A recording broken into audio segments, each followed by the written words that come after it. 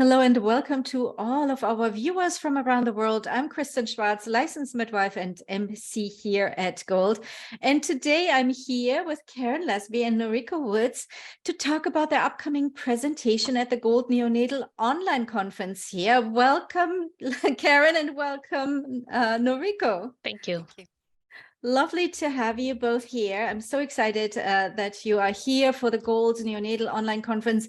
And I absolutely love the title of your presentation, which is The Little Engine That Could, Breastfeeding Journeys of Very Premature Babies on Home Tube Feeds. Sounds absolutely fascinating. I can't wait to talk to you about that. But first of all, let's see, first of all, where in the world you are. I start with you, Karen. I am in Calgary, Alberta.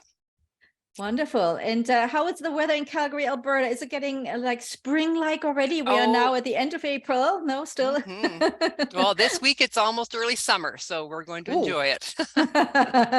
That's wonderful. And Noriko?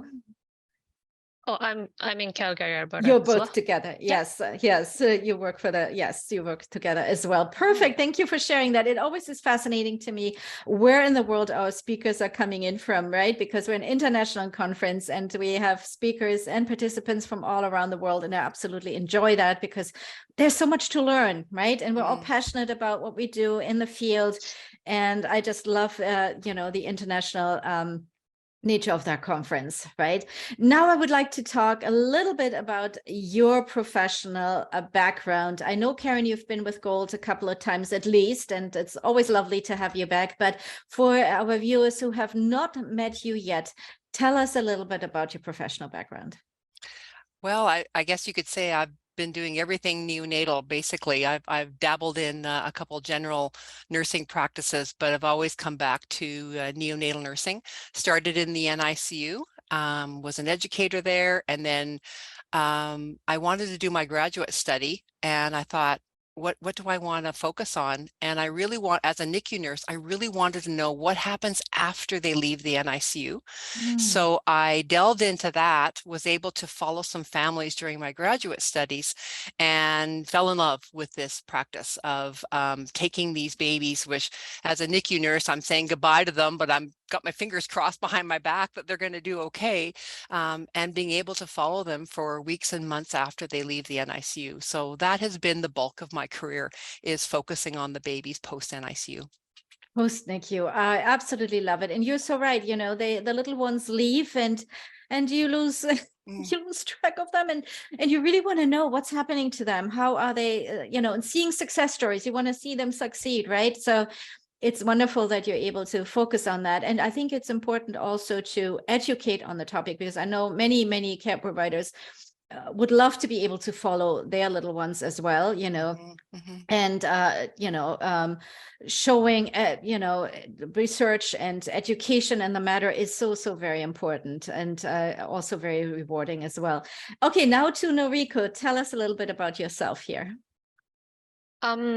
I started nursing almost 25 years ago in Japan. That's where I graduated, and I started being a NICU nurse after the graduation.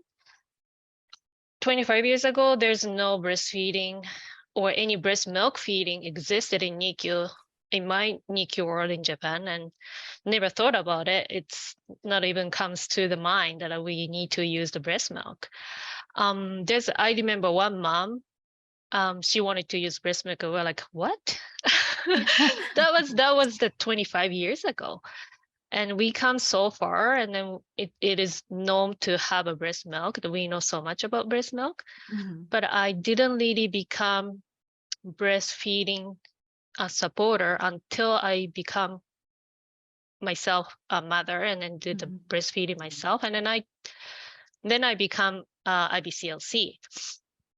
Since then, I was still working in NICU when I took IBCLC first, but I still wasn't doing much of the breastfeeding support because I felt like there's not much culture to support direct breastfeeding. I did a lot of support for producing milk, but not much of the hands-on helping them to directly breastfeed.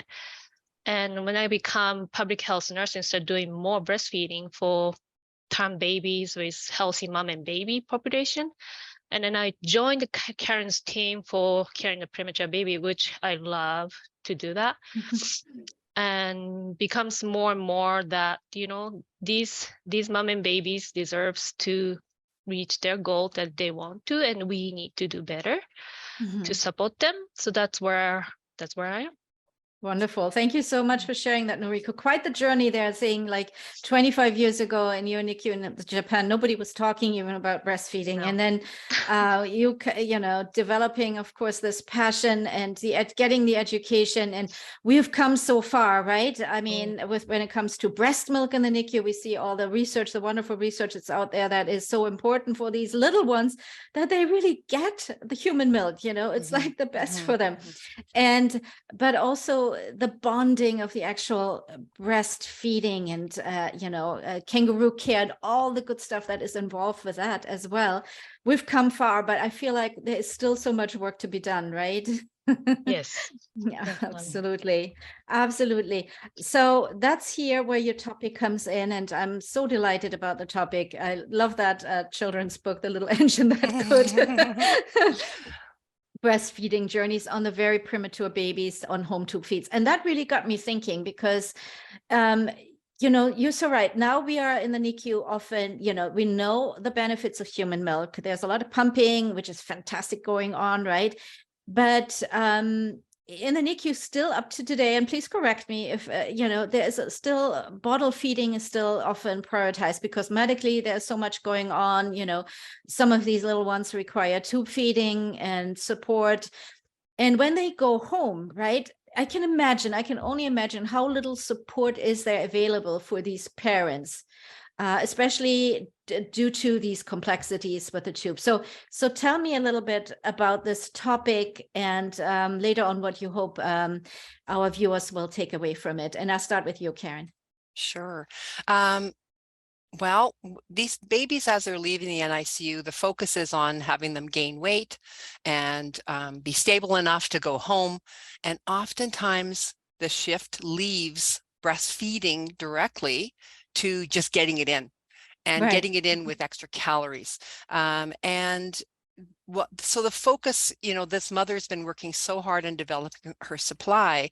And when we look at statistics in terms of how many of our babies are leaving the NICU receiving breast milk, we can give you all kinds of statistics on that. How many babies are directly breastfeeding? We have no idea. We have no idea about how many babies are actually directly taking it from mother. And again, Noriko and I are going to be discussing the most fragile, orally fragile babies leaving your NICU. That is those babies who cannot take what they need orally by breast or bottle, and they are reliant on coming home with a tube. And in our case, it's a nasogastric tube. And so the chances of these babies developing good oral feeding skills in general is going to be challenging. Can they develop good breastfeeding skills? Can they develop good bottle feeding skills? Are they going to have oral version down the road because they've had so much manipulation in their mouth? And so we're looking at what are the odds, and Noriko and I are going to explore 4 case studies of babies who were breastfeeding from maybe 0 to 2 to 3 times a day in the NICU prior to going home. And then now what, you know, and if they don't have a specialized team of nurses, as Noriko and I work with, who have the background of the NICU and have skills in breastfeeding counseling, where do these, what happens to these babies? And we don't know, because no one really follows them in terms of breastfeeding directly. So I'm going to leave it there and then shift over to Noriko, and she can speak to the barriers and facilitators that that these families face. Take it away, Noriko. Well, the presentation that we will give will just compare for those 4 moms that we did interview, and then we find out there's a common barriers and facilitators that we find from their interview. And then also I was involved, not all of them, but some of them, the breastfeeding challenge throughout when they're in our team under the care. it was very eye-opening to hear what they went through, even though I see what it's going on, but you know, to hear from what actually they went through, them looking back what it was their experience, it was really, I learned so much from this interview, and I think that Karen and I had a tears in our eyes at the end of the interview.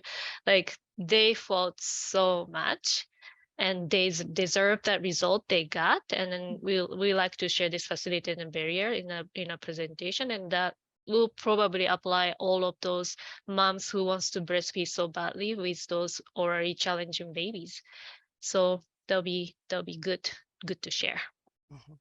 Well, thank you so much, Noriko. Yes, I'm looking forward very much to this as well, because it will also be helpful to our, nurses in the NICU, the care providers who follow these families, to really see, what is happening to them. What can we do? Where's the future leading us? What can we do in our unit to facilitate this or follow these families? What can the community do better? And I feel like there is so much work still to be done, and getting a little bit of a boost in information, what you have been achieving and what you've been working on, is probably very inspiring to many professionals out there in the field who are looking at their own facilities, trying to figure things out and make things better for these families. Well, thank you both so very, very much. It was lovely talking to you today, and I can't wait for your presentation here with us at the Gold Neonatal Conference. We're excited to share. Thank you for so having much, us. Karen, and thank you so much, Noriko. Thank you. And for our viewers now, if you would like to find out more about this presentation and all the other presentations in the Neonatal Online Conference of 2023, we invite you to go to goldneonatal.com for more information. This particular presentation will be live on June 6th, but don't worry, all of our presentations are always recorded as well, so you do not have to be there live to enjoy the conference. Thank you again, Karen and Noriko, and thank you to all our viewers for participating with us here today. I hope to see you soon at the conference. Bye-bye, everyone.